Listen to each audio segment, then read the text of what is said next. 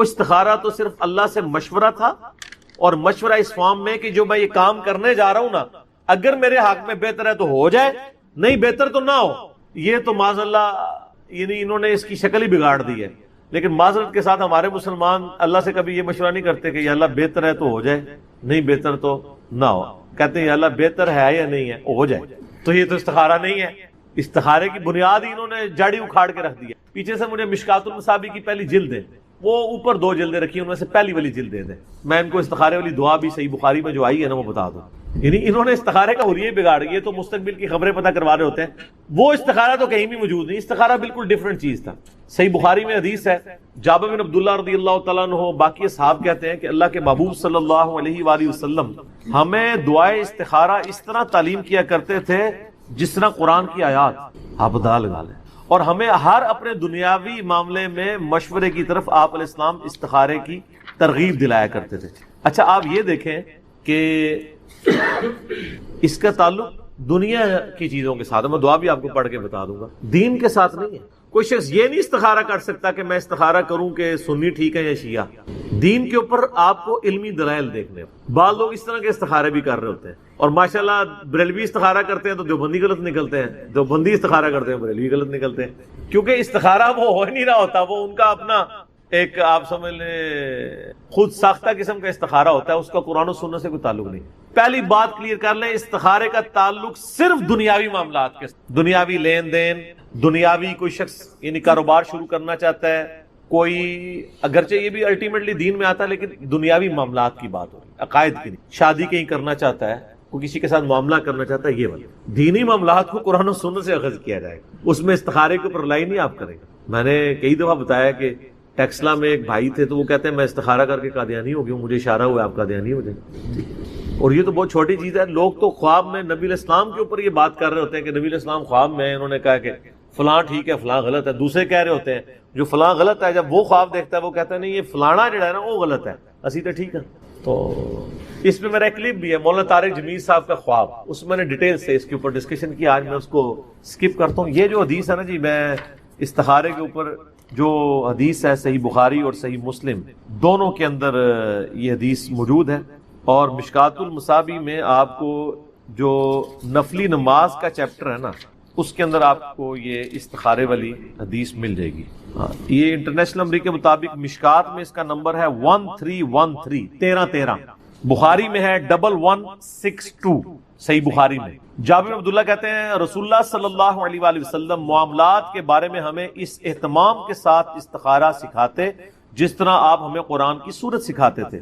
آپ صلی اللہ علیہ وآلہ وسلم فرماتے تھے جب تم میں سے کوئی کسی کام کا ارادہ کرے تو فرض کے علاوہ 2 رکعت نفل پڑھے، یعنی عشاء کی نماز کے بعد 2 نفل پڑھ لے یا جس وقت بھی آسانی ہے. اس کے بعد کوئی خواب شاف نہیں دیکھنا ہوتا. لوگ کہتے ہیں کہ جناب 2 نفل پڑھے، کسی سے گفتگو کیے بغیر سو جائیں، اگر سبز جھنڈی نظر آئے تو ٹھیک ہے، ریڈ آئے تو نہیں ٹھیک. سر یہ کہیں بھی دنیا کی کسی حدیث کی کتاب میں یہ بات نہیں. کوئی جھنڈی جھنڈی نظر نہیں آنی، کوئی خواب کی گارنٹی نہیں ہے کہ خواب آنا ہے. صرف یہ کہ اللہ تعالیٰ اس معاملے کو آپ کے لیے آسان کر دے گا یا اس معاملے سے آپ کو دور کر دے گا، وہی دعا کے اندر ہے. استخارہ صرف دعا ہے کہ یا اللہ مجھے بتا دے اس مسئلے میں، اگر میرے لیے حق ہے تو یہ حق کر دے، اگر یہ باطل ہے تو مجھے اس سے دور کر دے، اور اس کو مجھ سے اور مجھے اس پہ راضی بھی کر دے. اس کے لیے آپ کو کوئی بیل کی آواز نہیں آنی، کچھ بھی نہیں آنا. یعنی وہ معاملہ خود بخود، یعنی آپ رشتہ کہیں کرنے جا رہے تھے، آپ نے دعائے استخارہ مانگ لی تو اگر وہ آپ کے لیے بہتر نہیں تھا تو انشاءاللہ وہ رشتہ ٹوٹ جائے گا. لیکن اگر آپ یہ کہیں کہ یہ حصہ ہو ہی ہو، اس کے لیے دنیا کا کوئی استخارہ ایگزسٹ، کیونکہ استخارے میں تو آپ اللہ پہ ڈال رہے ہیں نا کہ یا اللہ اگر بہتر ہے دین دنیا آخرت اور معیشت کے لیے، یہ سارے الفاظ ہیں. تو فرض کے علاوہ 2 رکعت نفل پڑھے، پھر یہ دعا مانگے. دعا سن لیں آپ، ورڈ بائی ورڈ آپ مشکات سے دیکھ لیجئے گا. اللہم انی استخیرک بعلمک واستقدرک بقدرتک واسألک من فضلک العظیم فإنک تقدر ولا اقدر وتعلم ولا اعلم وانت علام الغیوب. اللہم ان کنت تعلم ان هذا الامر خیر لی فی دینی ومعاشی وعاقبت امری فاقدره لی ویسر لی ثم بارک لی فیہ وان کنت تعلم ان هذا الامر شر لی فی دینی ومعاشی وعاقبت امری. اور پھر آگے الفاظ ہیں فاصرفه عني واصرف عنه واقدر لي الخير حيث كان ثم ارضني به۔ زبردست الفاظ ہے۔ اے اللہ تعالیٰ میں تجھ سے تیرے علم کی مدد سے خیر مانگتا ہوں، تجھ سے تیری قدرت کے ذریعے قدرت مانگتا ہوں، اور میں تجھ سے تیرا فضل عظیم مانگتا ہوں۔ بے شک تو ہر چیز پر قادر ہے اور میں کسی چیز پر قادر نہیں، تو جانتا ہے جبکہ میں کچھ بھی نہیں جانتا، اور تو تمام پوشیدہ چیزوں کا جاننے والا ہے۔ اے اللہ اگر تو جانتا ہے کہ یہ کام جس کے لیے میں استخارہ کر رہا ہوں میرے لیے دین، میری زندگی اور میرے انجام کار یا میری آخرت کے لیے بہتر ہے، تو اسے میرے لیے مقدر کر، آسان کر، اور پھر اس میں میرے لیے برکت بھی پیدا فرما۔ اور اگر تیرے علم میں یہ کام میرے لیے، میرے دین، میری زندگی اور میرے انجام کار یا میری آخرت کے لحاظ سے برا ہے تو اسے مجھ سے دور کر دے اور مجھے اس سے دور کر دے، اور میرے لیے خیر و بھلائی مقدر فرما، وہ جہاں کہیں بھی ہو، پھر مجھے اس کے ساتھ راضی کر دے۔ یہ پڑھنے کے بعد نبی اسلام فرمایا پھر اپنی حاجت کا نام لے، اگر وہ رشتے کے لیے کر رہا ہے، جس کے لیے بھی۔ یہ اردو ترجمہ بھی آپ پڑھ سکتے ہیں، عربی دعا ضروری نہیں آپ پڑھیں، یہی ترجمہ پڑھ لیں، اپنے الفاظ میں بیان کر لیں۔ اس کے بعد کچھ نہیں لکھا ہے، کوئی جھنڈی نظر آئے گی، رنگ نظر آئے گا، یہ صرف دعا ہے کہ اللہ تعالیٰ کے آپ سپرد اپنے معاملے کرتے ہیں، اگر آسانی ہے اس میں میرے لیے آسانی کر دیں، مشکل ہے تو اس کام کو روک دیں، رکاوٹیں ڈال دیں۔ ہم کس لیے کر رہے ہوتے ہیں کہ رکاوٹیں ہٹائی جائیں، اس کے لیے کر رہے ہوتے ہیں۔ یا کبھی کہیں سے جان چھڑانی ہو تو خام خواہ کہتے ہیں استخارہ کی طرف جواب ہی صحیح نہیں آیا۔ صحابہ کو تو کبھی جواب نہیں آیا استخاروں کا، یہ آپ نے خود کہانیاں بنائی ہوئی ہیں۔ اور آن لائن استخارے تو آپ کو پتا ہے وہ تسبیح سے بھی استخارہ کرتے ہیں، وہ باقاعدہ انہوں نے تسبیح ہاتھ میں پکڑی ہوتی ہیں، وہ نا یہ ہم نے خود بھی چونکہ دیکھے بھی ہوئے ہیں، کیے بھی ہوئے ہیں، اللہ کے فضل سے، اللہ معاف کرے۔ اچھا وہ کہتے ہیں جی وہ جو استخارہ کرنے والے وہ کہتے ہیں آپ تسبیح ہاتھ میں پکڑ لیں تو آپ اپنی وہ چیز بیان کریں، تو وہ جو بندہ استخارہ کرنے والا ہے نا وہ اپنے ذہن میں اس کو نا سوچتا ہے، وہ دوسرے سے استخارہ کرا، حالانکہ یہاں استخارہ آپ نے خود کرنا ہے اپنے لیے، کسی سے تو آپ کروا ہی نہیں سکتے، کیونکہ مسئلہ تو آپ کا اس میں تو سارے سیکھیں میرے لیے، میرے لیے، تیرے لیے کہ تو گزمانو کا جتنے مرضی تھا منو کے لینا دینا، میں اپنے ہی بات کروں گا۔ تو وہ پھر استخارہ جب کراتے ہیں نا، یہ جو آن لائن استخارہ ہے نا وہ اس طرح ہی ہو رہا ہوتا ہے، وہ پیچھے بیٹھے ہوئے تسبیح پکڑے ہوئے ہوتے ہیں، وہ اگر تسبیح کہتے ہیں ایسے ہل پڑے تو اس کا مطلب ہے ہاں، اور اگر ایسے ہلے تو اس کا مطلب ہے نہ۔ مخلوق سے بھی لے سکتے ہیں، لیکن وہ مدد جو دعا والی ہے، آپ کا کسی ہستی کے بارے میں یہ عقیدہ ہے کہ میں اس کی طرف متوجہ ہوں، وہ میری مصیبت اور پریشانی کو ٹال دے گا۔ یعنی دنیا میں لوگ اللہ کو پکارتے ہیں، اللہ تعالیٰ مصیبت پریشانی حل کر دیتا ہے، اس کے بعد وہ یا تو اور ہستیوں کی طرف اس تکلیف کے دور کرنے کو منسوخ کرنا شروع کر دیتے ہیں، یا وہ کہتے ہیں جی میری تو پلاننگ ہی بڑی چنگی تھی، دیکھو نا میں اس ٹائم بڑا منو سمجھ آ گئی سی کیا ہونا ہے تو میں کر لیا سی، تو انہوں اللہ کا بندہ جنی مرضی سمجھ آ جائے۔ اللہ کے سامنے تو اتنے فیکٹرز ہیں کہ کسی بھی انسان کو کسی بھی وقت وہ آنے واحد میں ہیرو سے زیرو اور زیرو سے ہیرو کر دیں، اس کے لیے کوئی مسئلہ ہے؟ یعنی انسان کی ساری پلاننگز دھری رہتی ہے، جیسا کہ مولا علی رضی اللہ تعالیٰ عنہ علیہ السلام کا قول ہے کہ میں نے اپنے ارادوں کے ٹوٹنے سے اپنے رب کو پہچانا ہے، یعنی میں پورا ارادہ کر لیتا ہوں، سارے کے سارے سرکمسٹانسز فیوریبل ہوتے ہیں میرے لیے، ڈن، اچانک پتہ ہی نہیں چلتا کہ یہ کیا ہو گیا، ایسا ہو جاتا ہے میرے بھائیوں۔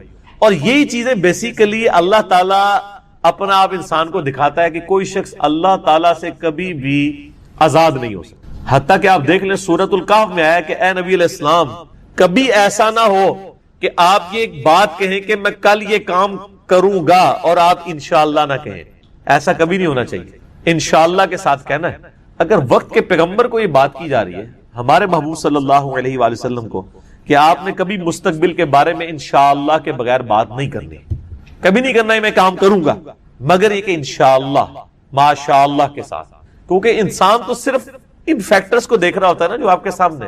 ہم نے کئی بار چیزیں دیکھی ہیں، ہر فیکٹر کاؤنٹر کرتے ہیں، میرے جیسا تو وہمی بندہ کوئی شاید چھوڑتا ہی نہیں ہے، پھر بھی کچھ کوئی نہ کوئی پاک نکل آتی ہے، کیوں نکل آتی ہے؟ انسان کبھی آزاد نہیں ہوتا اللہ سے، اس کی تقدیر سے کبھی آزاد نہیں ہوتا۔ اسی لیے الحمدللہ عرصہ دراز سے ہم اپنی پوری ایفرٹ کر کے اس کے بعد اللہ پر ہی توقع رکھتے ہیں، اور میں یعنی جتنا اپنے دنیاوی معاملات میں یا دین کے کام میں ریسورسز کو مینج کرنے میں وہمی ہوں نا، اس سے زیادہ میں الحمدللہ عرصہ دراز سے اللہ کے بارے میں وہمی ہوں کہ جب کچھ میں سب کچھ کر لیتا ہوں نا، اور مجھے سب سے زیادہ جس چیز کی ٹینشن ہوتی ہے نا وہ اللہ کی ہوتی ہے کہ اللہ تعالیٰ کو رکاوٹ نہ ڈال دے، اللہ کی طرف متوجہ رہتا ہوں ہر معاملے میں۔ اور اس کا میں نے پھر پازیٹیو رزلٹ دیکھا ہے کہ میرے بگڑے ہوئے کام جس میں نے کئی چیزیں اوور لک کی ہوئی ہوتی ہیں وہ پھر اللہ نے سنبھالی ہوتی ہیں، وہ خود بخود ریزالو ہونی شروع ہو جاتی ہیں، پتہ ہی نہیں چلتا کہ کہاں سے اللہ تعالیٰ معاملات کو سیدھا کرتا ہے۔ وَمَن يَتَّقِ اللَّهَ يَجْعَل لَّهُ مَخْرَجًا وَيَرْزُقْهُ مِنْ حَيْثُ لَا يَحْتَسِبُ یہ قرآن کی آیت ہے سورہ طلاق کی. جو کوئی اللہ پر تقوی اختیار کرے گا ہم اس کو وہاں سے رزق دیں گے کہ اسے گمان بھی نہیں ہوگا. ان اللہ بالغ امری، اللہ تعالیٰ اپنے کاموں کو پورا کر کے رہتا ہے. اللہ نے جو ارادہ کر لیا نا جس کام کو بلوغت تک لے کے جانے کا وہ اس نے کر دیا. لیکن قد جعل اللہ لکل شیء قدرا، لیکن ہر چیز کے لیے اللہ نے ایک اندازہ مقرر کر رکھا ہے. یعنی جب وہ وقت آئے گا نا تبھی وہ معاملات ہونے ہیں، اس سے پہلے نہیں ہو سکتے. آپ جتنا مرضی ٹل لگا لیں، جس چیز کا جو وقت ہے وہ اسی وقت پہ ہونا. تو اللہ تعالیٰ فرماتا ہے کہ یہ جب ہم ان کو عطا کر دیتے ہیں پھر یہ فوراً اللہ کو بھول جاتے ہیں. وہ میں اگلے دن وہ قاسم علی شاہ صاحب کی ایک ویڈیو دیکھ رہا تھا، انہوں نے بڑی اچھی بات کی واسف علی واصف صاحب کے حوالے سے. وہ کہہ رہے تھے کہ وہ بتا رہے تھے کہ اللہ کی طرف آپ کی توجہ اور توکل کا لیول کیا ہونا چاہیے. ایک تو وہ توکل ہے جو ہمیں واعظین کی تقریروں میں نظر آتا ہے، ان کی کتابوں میں نظر آتا ہے. پریکٹیکلی وہ 1% اللہ پہ توکل نہیں کرنے والے ہوتے. اگر اللہ پہ توکل ہو تو وہ اپنے چاہنے والوں اور مریدین سے چندے اکٹھے نہ کر رہے ہوں اور ایک ایک چیز کی ٹینشن کر رہے ہوں، تو وہ ایسے معاملات نہیں ہوتے. وہ میرے ایک دوست ہیں، یہ واقعہ آپ نے یاد رکھنا ہے، میں دوبارہ آپ کو قاسم علی شاہ صاحب والا بعد میں سناتا ہوں. جو مجھے ایک اور واقعہ یاد آیا، میرے ایک دوست ہیں تو وہ کہتے ہیں کہ میرے ساتھ ایک پیر صاحب کے بیٹے جو ہے نا وہ کالج میں پڑھتے تھے، تو وہاں پہ کافی وہ عرس وغیرہ لگتا تھا، بڑے دور دراز سے لوگ آتے تھے. تو کہتے ہیں کہ وہ جب جن دنوں میں عرس ہوتا تھا نا تو وہ پولیس کو بار بار فون کر رہے ہیں کہ جناب سیکورٹی کا بڑا خیال رکھنا ہے لوگوں دی جی. یعنی یہ لوگ آتے ہیں، پچھلی بار بھی آیا ہو گیا سی کیوں ہوا سی جیب کٹ گئی تھی. میں نے دیکھا کہ پیر خانے پہ یا کوئی عرس پہ لوگ جا رہے ہوں، لوگ ان کو وہاں پہ مار رہے ہوں کہ یہاں ادھر کیا کرنے آئے ہیں. وہ تو بےچارے بڑے کمزور لوگ ہیں جو عرسوں کے خلاف ہیں، نہ ان کے پاس یہ کیپیبلٹی کہ وہ مارنے والے تو دوسری پارٹی ہیں. تو کہتا ہے میں نے اس کو کہا یار تم اتنی ٹینشن کو لیتے ہو، مطلب جو آ رہا ہے اس کو کہنا ہے جی اللہ جو بندے ہوئے جیبا کٹ جائیں گے سانو کہ دیں گے تھے آگے. یہ اس نے خود بول کے کہا، اس نے کہا ہمارے مریدین کی اگر جیبیں کٹ گئیں تو یہ ہمیں کیا دیں گے، تو ہمیں ان کی جیبوں کی زیادہ فکر ہوتی ہے.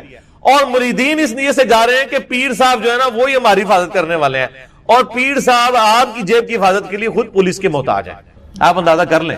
اور وہ قاسم علی شاہ صاحب کہنے لگے کہ وہ واسف علی واصف صاحب ایک مجلس میں فرما رہے تھے کہ اللہ کے بندوں میں اور دنیا داروں میں کیا فرق ہوتا ہے. وہ کہتے ہیں اللہ کے بندے جو ہوتے ہیں نا ان کو کوئی اگر پتھر بھی مار دیتا ہے نا آ کے تو ان کو پتھر مارنے پر بھی غصہ نہیں آتا، وہ اوپر دیکھ کہتے ہیں یا اللہ خیر ہے کوئی غلطی ہوگی. کیوں؟ یہ حقیقت بات ہے کہ فاعل حقیقی اللہ ہے. یہ ذہن میں رکھیے گا. آپ کو جو مخلوق کی طرف سے تکلیف بھی پہنچتی ہے نا اس کا فاعل حقیقی بھی اللہ ہے، کیونکہ جو ہزاروں تکلیف کے درمیان ہرڈل بنا ہوا ہے اسی نے اجازت دی ہے نا کہ چلو ایک چونڈی انہوں وڈ لے جائے، کیونکہ ہزاروں تکلیفیں تو اس نے آلریڈی بلاک کی ہوئی ہیں. ہمیں تو پتہ ہی نہیں کہ کہاں سے. آپ نے اگر یہ چیز دیکھنی ہے تو آپ حیران ہوں گے کہ چھوٹے بچوں کا بڑا ہو جانا یہ معجزے سے کم نہیں ہے. بچے جس طرح اندھوں کی طرح بھاگتے ہیں، ایک کن پٹی پہ صرف ایک جو ہے کارنر لگنے کی مار ہے نا بچے کی ڈیتھ، بڑا بندہ مر جاتا ہے. کس طرح بستروں سے گرتے ہیں جا کے، کبھی کہیں گرتے ہیں سیڑھیوں سے نیچے گر جاتے ہیں، کہیں جا کے لگتے ہیں، کبھی کچھ ٹوٹ جاتا ہے، کبھی ادھر آگ کے قریب بندہ کہتا ہے اوہ شکر ہے جی بس نیڑے ہی بچا ہے. اللہ نے بچو اللہ نے بچایا ہوتا ہے، ہمیشہ ہی بچ جاتا ہے بندہ. کتنے بچوں کی آنکھیں نکل جاتی ہیں بچپن میں، ورنہ تو آدھے ادھر جو ہے وہ کانے بیٹھے ہوئے ہوں. یہ اللہ نے بڑے کیے ہوتے ہیں. یہ اللہ قرآن پاک میں آیات ہیں، اللہ فرماتا ہے کہ ہم نے فرشتے معمور کیے ہوئے انسانوں کی حفاظت کے اوپر. یہ ساری چیزیں اللہ لے کے چل رہا ہوتا ہے. لیکن اللہ فرماتا ہے جب ہم تکلیف دور کر دیتے ہیں پھر کہتے ہیں یہ تو کوئی کہہ دیتا ہے بزرگوں نے کیا ہے، کوئی کچھ کہہ دیتا ہے، کوئی کچھ کہہ دیتا ہے. وہ ایک مجھے لطیفہ یاد آ گیا، وہ ایک بندہ جو ہے وہ سمندری طوفان میں پھنس جاتا ہے اور جب وہ ڈوبنے لگتا ہے تو کہتا ہے یا اللہ منو بچا لے، میں دیکھ دیا گا تیرے نا دی. ٹھیک ہے جی، تو وہ اللہ تعالیٰ بچا لیتا ہے. تو وہ پھر کنارے آ کے کہتا ہے جی وہ تو پھر ظاہر ہے اس نے مکر ہی جانا ہوتا ہے. جو اللہ تعالیٰ ماتا ہے کہ جب ہم ان کی تکلیف دور کرتے ہیں پھر یہ بھول جاتے ہیں ہمیں. تو کنارے پہ پہنچ کے آتا ہے کیڑی دیکھ، کوئی دیکھ شیک نہیں ہوئی. تو وہ پھر ایک اور ہچکولا اس کو آتا ہے تو پھر وہ سمندر میں کہتا ہے نہیں یا اللہ میں پوچھ رہا تھا مٹھی کے لونی، ٹھیک ہے کیڑی دیکھ تو مراد ہے مطلب نہیں. یہ اللہ نے تو نہیں دھوکھا دیتا جا سکتا ہے، دنیا ہی دھوکھا دیتا جا سکتا ہے کہ میٹھی دیکھ یا نمکین. تو یہ وہی چیز ہے. اللہ تعالیٰ فرماتا ہے کہ یہ جب ہم ان کی تکلیف دور کرتے ہیں تو اس طرح بھول جاتے ہیں کہ جیسا کہ ہمیں کبھی پکارا ہی نہیں تھا. وَجَعَلَ لِلَّهِ أَنْدَادًا، اور اللہ کے مقابلے پہ اور ہستیاں کھڑی کر دیتے ہیں کہ یہ انہوں نے کیا ہے. بچہ اللہ نے دیا ہوتا ہے، کہتے ہیں نہیں وہ ان کی وجہ سے ہوا ہے. لِيُضِلَّ عَنْ سَبِيلِ، تاکہ بہکا دیں اللہ کی راہ سے. حقیقت بات ہے کہ یہ شیطان انسان کے دل میں یہ وسوسہ ڈالتا ہے کہ یہ فلاں کی وجہ سے ہوا ہے. آپ ہندوؤں کے پاس چلے جائیں وہ بھی یہی کلیم کرتے ہیں کہ جی ہم فلاں مندر میں گئے تھے تو ہمیں اولاد ہوگی، حالانکہ اللہ دے رہا ہوتا ہے. لیکن شیطان جو ہے وہ اینڈ ٹائم پہ ایسا وسوسہ ڈالتا ہے کہ انسان اور ہستیوں کی طرف اسے منسوب کرنا شروع کر دیتا ہے. ہم نے تو کئی ایسے دیکھے ہیں جو لوگوں کو بچے دے رہے ہیں لیکن خود بے اولاد ہوتے ہیں. ان کو کہ آپ کو کیوں نہیں اولاد ہو رہی ہے؟ سورہ شورا کا آخری رکوع پڑھ لیں. اللہ فرماتا ہے اللہ جسے دیتا ہے بیٹے دیتا ہے, جسے چاہتا ہے بیٹیاں دیتا ہے, جسے چاہتا ہے دونوں دیتا ہے, اور جسے چاہتا ہے محروم رکھتا ہے. نبی علیہ السلام کی صرف ایک بیوی ہے جس سے اولاد ہے, سیدہ خدیجہ سے, یا ایک ماریہ قبطیہ سے سیدنا ابراہیم علیہ السلام پیدا ہوئے, وہ بھی فوت ہو گئے. باقی آپ کی ساری بیویاں بے اولاد ہیں. کیا نبی کی بیویوں کی خواہش نہیں تھی کہ ان کی اولاد ہو؟ اللہ کی مرضی. سیدہ عائشہ محبوب ترین بیوی ہیں, جوانی کی عمر میں بیوہ ہوئی ہیں, کوئی اولاد نہیں ہے. اللہ ان کو ایک بچے ہی دے دیتا کہ حضور کے بعد انہوں نے 47 سال تک زندہ رہنا تھا, کہ چلو ان کی ایک دل جوئی کا معاملہ ہو جاتا کہ 18 سال کی عمر میں بیوہ ہو گئی ہیں, ایک بچہ ہوتا تو ان کی زندگی بھی اس کے سارے گزر جاتی. نہیں, یہ اللہ کے فیصلے. قل تمتع بکفرک قلیلا. اللہ کا اس پہ غضب دیکھیں. اللہ فرماتا ہے نبی ان سے فرمائیے کہ یہ جو تم کفر کر رہے ہو نا, اور یہ جو لطف اٹھا رہے ہو ہماری نعمتوں سے, کہ تمہیں ہم کوئی نعمت دیتے ہیں تو تم اور ہستیوں کی طرف منسوب کرتے ہو, اٹھا لو تھوڑی دیر کے لیے دنیا کی زندگی میں. انک من اصحاب النار, پھر تو تم مرنے کے بعد دوزخیوں میں ہی شامل ہوگا انسان. یہ سنگولر کے سیغے سے نا ایز اے ڈاکٹرین یہ لفظ استعمال ہو رہا ہے کہ تو اٹھا لے جو کچھ تو نے نفع اٹھانا ہے دنیا کی زندگی میں, تو منسوب کر لے مخلوق کی طرف, پھر تو نے مر کے نا ہمارے پاس جب آنا ہے تو آگ ہی تیرا مقدر ہوگی. دنیا میں تو نے جو کچھ کرنا تھا وہ کر لیا. وَهُوَ الْقَاهِرُ فَوْقَ عِبَادِهِ, اور وہ چھایا ہوا ہے اپنے بندوں کے اوپر, غالب یعنی چسک نہیں سکتا کوئی اس کی مرضی کے بغیر. وَهُوَ الْحَكِيمُ الْخَبِيرُ, اور وہی حکمت والا ہے اور خبر رکھنے والا ہے. قُلْ أَيُّ شَيْءٍ أَكْبَرُ الشَّهَادَةِ, اے نبی ان سے فرماؤ بتاؤ سب سے بڑی شہادت کون سی ہو سکتی؟ قُلِ اللَّهُ, تم فرماؤ اللہ کی شہادت. شہیدٌ بینی و بینکم, وہ گواہ ہے تمہارے اور میرے درمیان. یعنی مجھے کسی اور گواہی کی ضرورت نہیں ہے کہ میں اللہ کا پیغام تم تک پہنچا رہا ہوں, وہ دیکھ رہا ہے. تم اگر میری بات نہیں مان رہے ہو مجھے کوئی ٹینشن نہیں ہے, اللہ گواہ ہے کہ میں نے اپنا پیغام جو مجھے اللہ نے سپرد کیا تھا تم تک پہنچا دیا. وَأُوحِيَ إِلَيَّ هَذَا الْقُرْآنُ لِأُنذِرَكُمْ بِهِ وَمَنْ بَلَغَ, اور یہ بھی ان سے کہہ دو کہ اللہ نے مجھے قرآن وحی اس لیے کیا ہے تاکہ اس کے ذریعے میں تمہیں بھی ڈر سناؤں اور جس تک بھی یہ کتاب پہنچائے. یہ وہی آیت ہے جو ہم نے سینکڑوں دفعہ یہاں پہ تلاوت کی ہے. سورۃ الانعام آیت نمبر 19, اسی میں میرا ریسرچ پیپر ہے امام الانبیاء کی دعوت قرآن, اس کے ٹائٹل پہ یہ آیت لکھی ہوئی ہے, ریسرچ پیپر نمبر 4. تم فرماؤ قرآن مجھے اس لیے وحی کیا گیا تاکہ اس کے ذریعے میں تمہیں ڈر سناؤں.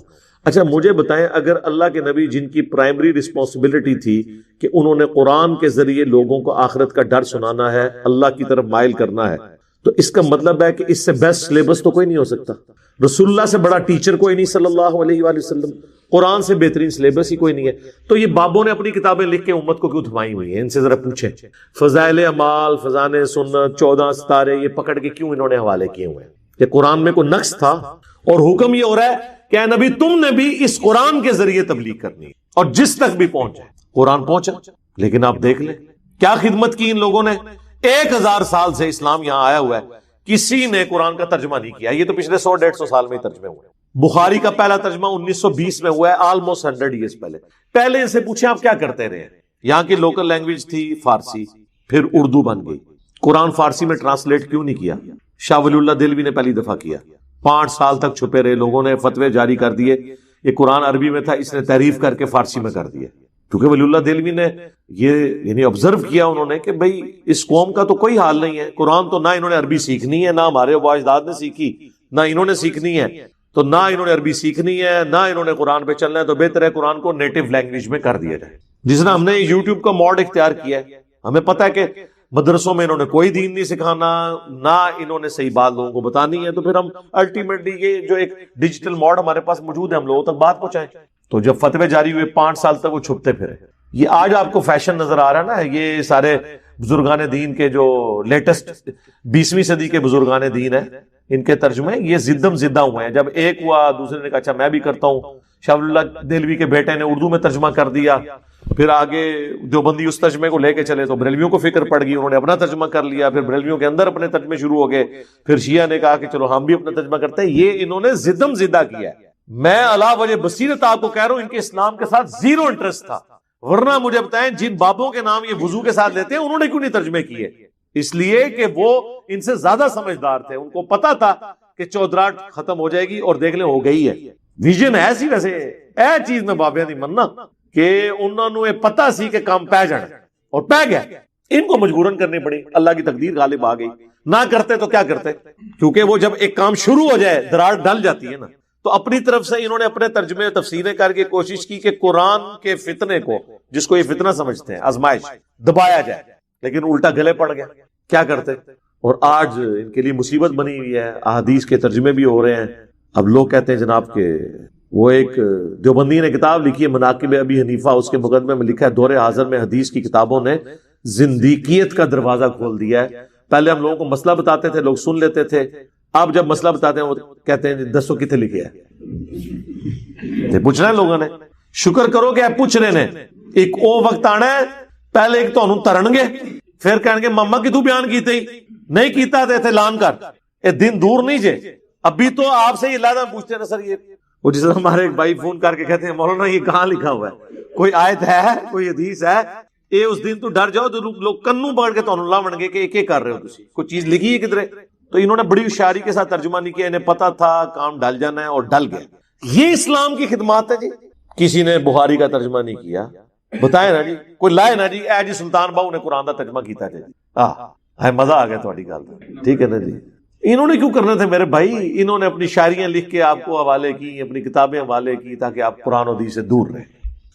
ٹھیک ہے, اللہ کا شکر ہے آج مبارک دور ہے, ہمیں ترجمہ کرنے کی ضرورت نہیں. ہم لوگوں کہتے ہیں پڑھو اپنے اپنے ترجمے اور بتاؤ جو پڑھتا ہے. یہ جو میں پڑھ رہا ہوں نا اس کا ترجمہ کوئی بھی پڑھ لے اپنے مکتب فکر کا, کوئی شیعہ ہے سنی ہے, پڑھے اور بتائے یہ کیا توحید لکھی ہوئی. اے نبی تم فرماؤ کہ مجھے تو قرآن اس لیے وہی ہوا ہے کہ اس کے ذریعے میں تمہیں ڈر سناؤں, تبلیغ اس کے ذریعے کروں, اور جس تک بھی یہ پہنچ جائے میری کوشش ہے جہاں تک پہنچ جائے تو یہ پہنچ جائے, یعنی وہ بھی اسی کے ذریعے آگے تبلیغ کرے.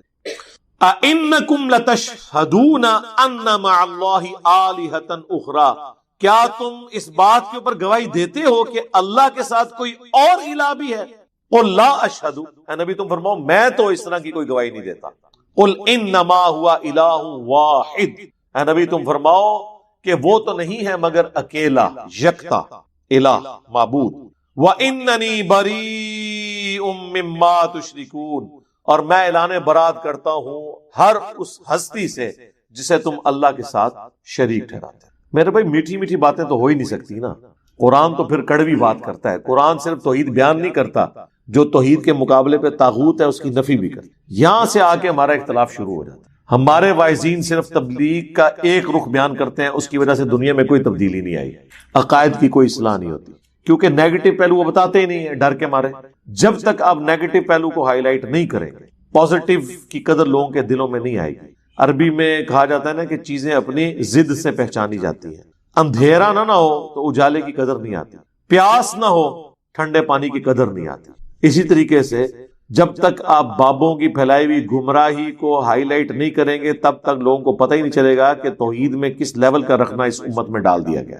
اور یہ کتاب بھی صرف اس لیے محفوظ ہے کہ اللہ نے گارنٹی لی ہے, ورنہ انہوں نے کتاب کے ساتھ بھی کام ڈال دینا تھا. اتنا کام تو ضرور ڈال دیا ہے کہ قرآن کی تفسیر کرتے ہوئے قرآن کے بالکل اپوزٹ تفسیر کر دی ہے.